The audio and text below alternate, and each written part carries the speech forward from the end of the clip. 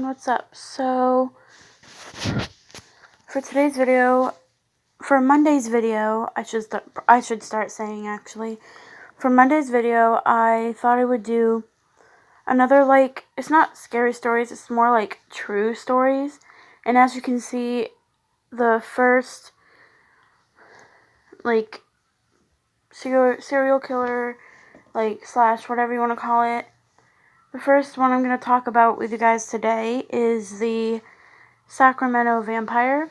Now, it says here, under here, Richard Threatened Chase was a vampiric serial killer with an unquenchable thirst for blood. So, we're just going to dive right into it. I'm going to tell you guys about this one, like what happened and all that. So, let's get into it. Alright. Joe Turner, okay. Sometimes truth is stranger than fiction.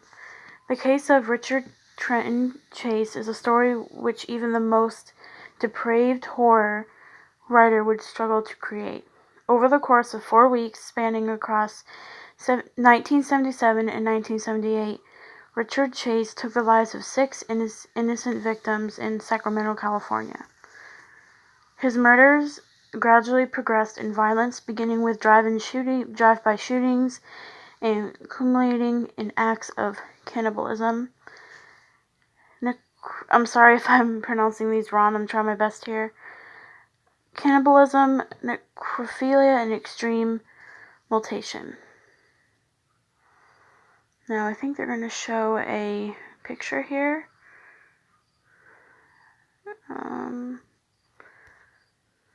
I don't know.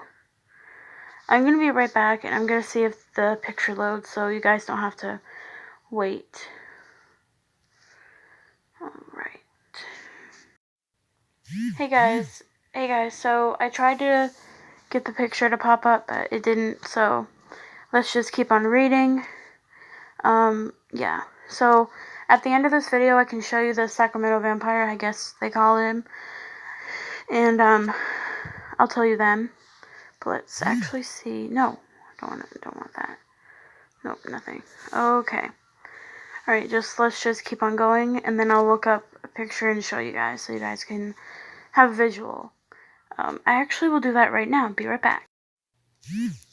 Hey everybody, so I looked up on Google, and this is what I found. This is a picture of Richard Chase. They called him the Vampire of Sacramento, California. This is what I can find. I found a picture of him there, and then a picture of him, and then I think a side view of him as well. But yeah, that is Richard Chase, the Vampire of Sacramento. Okay, back to the rest of the video. Now that you guys have a visual of this man who committed these horrific 6 murders, took 6 innocent lives, now I'll just keep going with the true story, and yeah. So, okay. I read extreme mutilation. Okay. Here we go. But it would not be the murders themselves which cemented Richard Chase as a real-life boogeyman. Instead, it would be Richard Chase's eccentricities and bizarre beliefs which he would be remembered for. He harbored a strange obsession with blood, claiming that his own was gradually turning to powder as a result of Nazi poisoning. He often claimed that his heart had stopped beating. He believed that the bones in his skull were gradually changing shape. He accused his own mother of repeatedly attempting to poison him. Wow. He once injected rabbit's blood directly into his veins. Okay, well, here is actually a picture. I don't know why this picture isn't loading right here, but here's a picture of Richard Chase. You've seen the pictures I found, but this is one of the raw, actual pictures of him. Richard Chase wasn't of stable mind. He suffered from psychosis, schizophrenia, and extreme paranoia. And over time, this manifested as brutal acts against anyone unlucky enough to find themselves in the wrong place at the wrong time. Born on May 23rd, 1950 in Santa Clara, California, Richard Chase was thrust headfirst into a life of misery. Now, another photo that won't load, but yeah. From a young age, Richard was physically abused by his father. His parents would violently argue, with Richard being the unlucky recipient of his father's rage once his mother fled the house. By his teenage years, he had developed a dependency on drugs and alcohol. From this point, his serial killer tendencies quickly developed. Richard began torturing and mutilating small animals, including cats he found around his neighborhood. By age 12, Richard displayed the 3 traits which are considered the blueprint for fledgling serial killers: bedwetting, animal cruelty, and arson. I don't know why these pictures won't load. It would have been nice if they loaded, because you guys could see like visual. Okay, you guys could see like visual pictures, but they're not loading. This is the only picture that loaded. But yeah. Struggling with severe mental issues and unable to forge any kind of life for himself, Richard's situation only worsened when he became an adult, which usually happens with serial killers. Sorry about that. Richard's situation only worsened when he became an adult. Alone in his apartment, he would eat animals raw. Sometimes he liquefied their internal organs and drank the residue. By his early 20s, Richard believed that his heart was shrinking, and consuming animal entrails would somehow keep him alive. In 1975, Richard injected himself with rabbit's blood, resulting in a severe case of blood poisoning. Following this incident, he was admitted to a mental institution. I wish they would show the pictures. However, Richard escaped in 1976, but was apprehended again and sent to a hospital for the criminally insane. It was here where Richard's vampiric tendencies were fully exposed. He regularly discussed his blood-drinking fantasies with other inmates, eventually earning himself the nickname Dracula. Officially released in late 1976, after being declared no longer a threat to society, Richard immediately returned to his previous life. He caught neighborhood pets, drank their blood, and one time even called a neighbor to inform him of the horrific things he'd done to his dog.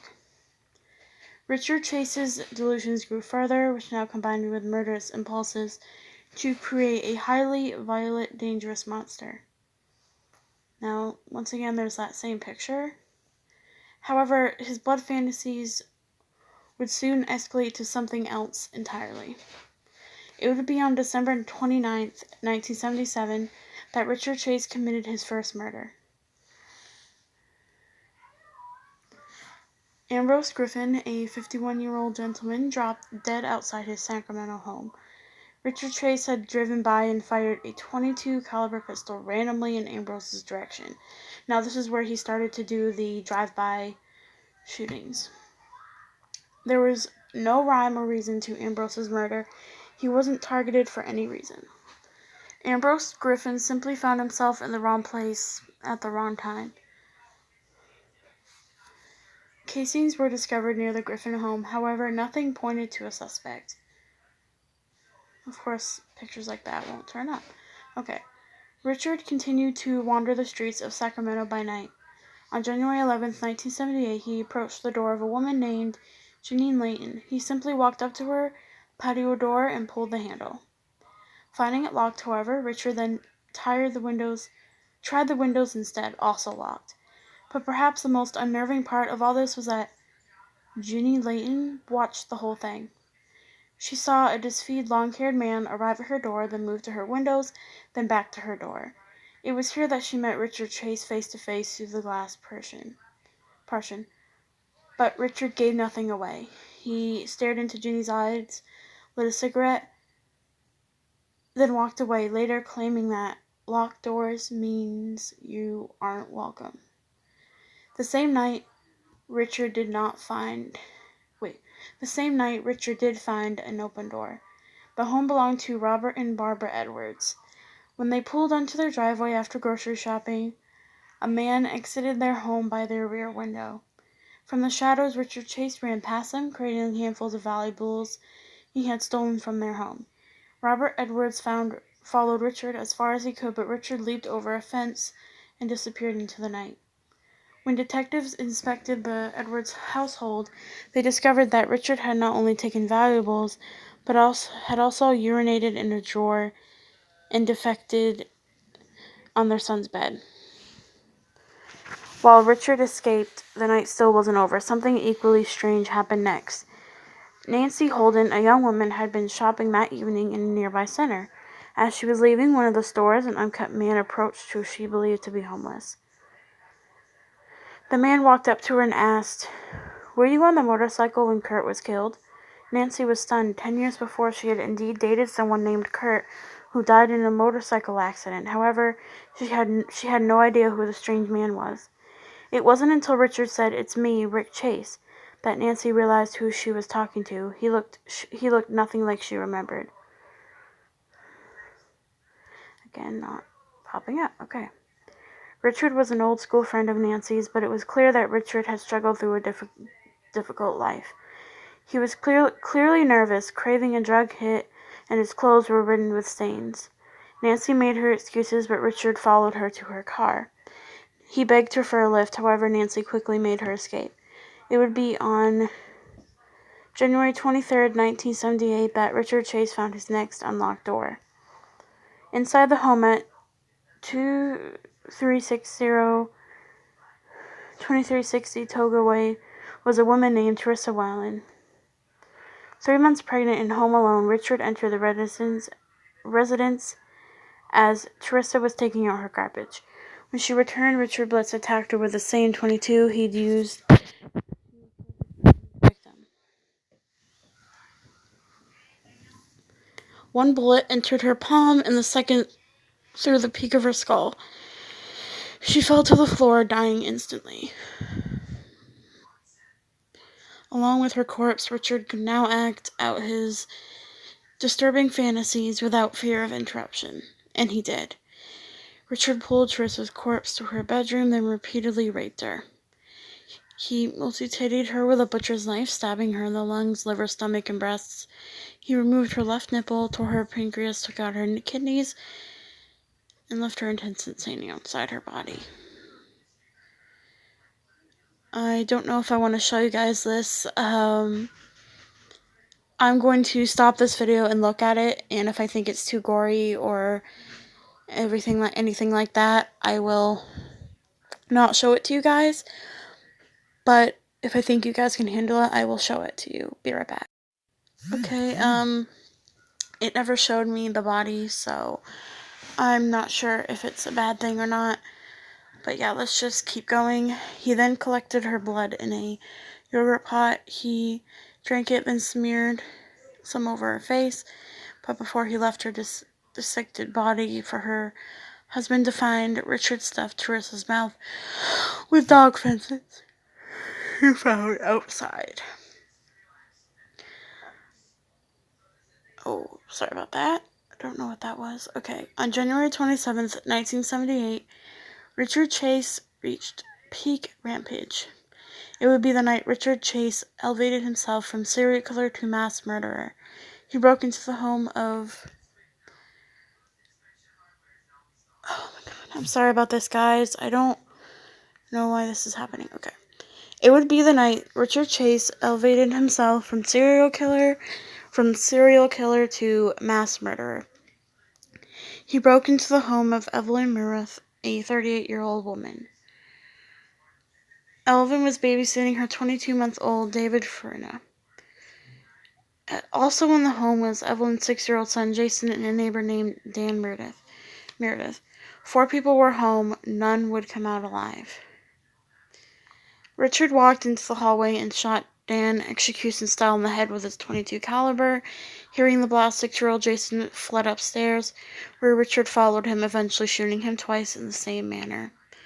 On the way, Richard also shot 22-month-old David in the head. Only Evelyn was left alive. Richard found her in the bathtub, clearly terrified by the multiple gun blasts. Yeah, okay. Only Evelyn was left alive. Richard found her in the bathtub, clearly terrified by the multiple gun blasts. There, Richard shot Evelyn once. Okay. He then took her dead body into her bedroom where he violated her. I'm not going to say that word. Richard carved her body with knives he found in the kitchen. He stabbed her, anus, exposing her intestines, attempted to remove an eyeball, and slashed the back of her neck. Once fully carved up, Richard drank her blood. But he didn't stop there. Seizing the corpse of 22-month-old David, Richard cracked open the body's skull and ate, oh my god, parts of the brain. And if you guys don't want to keep, reading this, you don't have to watch this whole video. Skull and 8 parts of his brain. He took the infant's body home with him, castrating him and using his genitals as a straw to siphon blood from his body. He then disposed of his body in a box near a church. The news of the murders reached the mainstream press. Police and FBI appealed for information, and unfortunately for Richard, one person immediately suspected him. Nancy Holden, Richard's school friend who he approached a few weeks earlier. In police reports, it was mentioned that a strange man was seen near Teresa Whelan's home wearing an orange parka, and it was the same clothing Richard wore the day he spoke to Nancy. Authorities checked out Richard Chase and found he matched the profile almost perfectly. The FBI visited Richard at his home with the intention of bringing him into custody. However, Richard wouldn't go quietly. He refused to open the door to them, so FBI officers pretended to leave the scene. In reality, they hid out of sight and waited for Richard to come out. When he did, he was carrying a small box. The officers immediately apprehended him. Inside the box were piles of blood-stained cloth. They also discovered Dan Meredith's wallet in Richard's pocket. While this was evidence enough to send him to trial, what they found in Richard Chase's apartment cemented his guilt. His walls and floors were caked with dried bloodstains, as were his utensils and kitchen equipment. Animal remains and internal organs were found in his fridge, alongside several human organs belonging to Teresa Whelan, Evelyn Meredith, and the young boy David. Richard Chase's game was over. After a short trial, Richard was found guilty of six counts of first-degree murder. He was sentenced to die in the gas chamber. Unfortunately, Richard Chase never quite made it that far.